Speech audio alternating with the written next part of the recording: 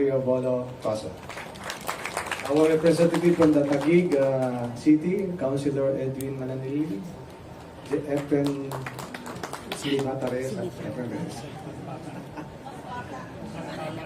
and Ma'am Gina, sorry for the others. My classmate in Philippine Military Academy from J4, Major General Job Yokoko.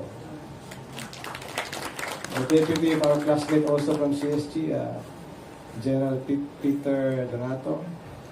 My retired mate, also my classmate, General Jerry Amante.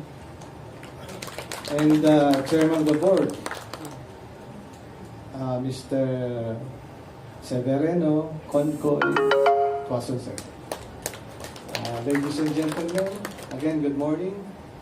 Actually, the office of ASIS what came from the office of the Assistant Secretary for Installation and Logistics.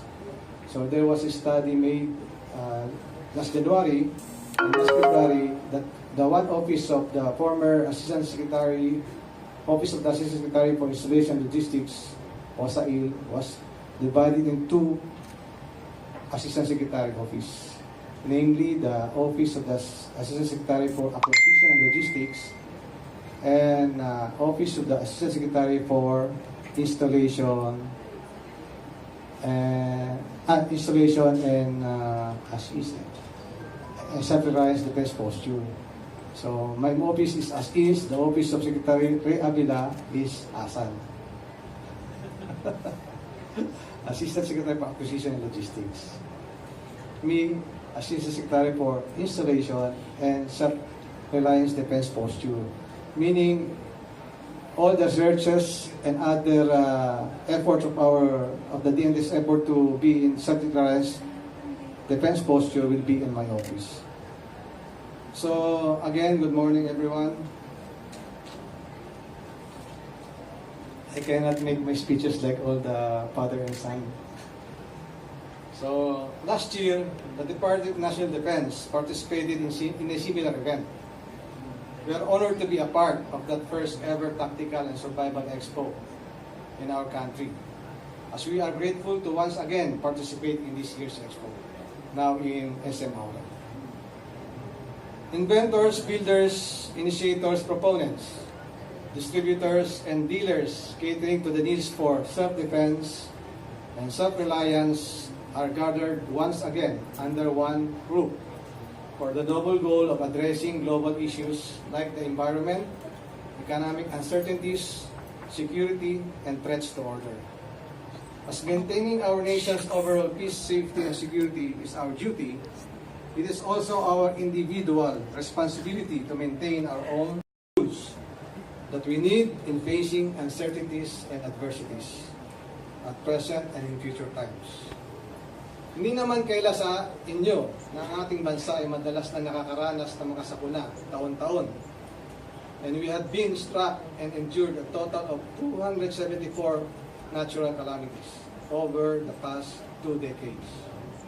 Thus making us the fourth most disaster-prone country in the world.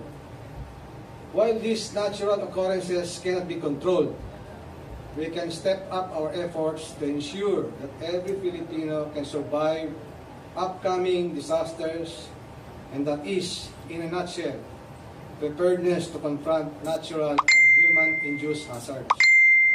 Apart from survival, this expo will also teach us to be self-reliant. The idea of self-reliance reminds us that it is always best to be prepared for the worst. The key is preparedness. Preparedness to face adversities, knocking on your doorsteps when things were so hard and you wanted to give up. And it seems one problem was solved, a new one arises. Being prepared is not to be strong at first, and once subjected to pain and difficulty, we will and become soft and lose strength. Nor being prepared start with a malleable heart and changes with the heat and become depressed and stiff. Rather, being prepared should be when things are at their worst. you get better and change the situation around you and elevate yourself to another level. Thank you very much, and I wish that all of us will find the event not only meaningful and memorable, but also an opportunity to forge new partnerships and collaborations with the end view of pursuing preparedness as a way of life. Maraming salamat po sa inyo lahat.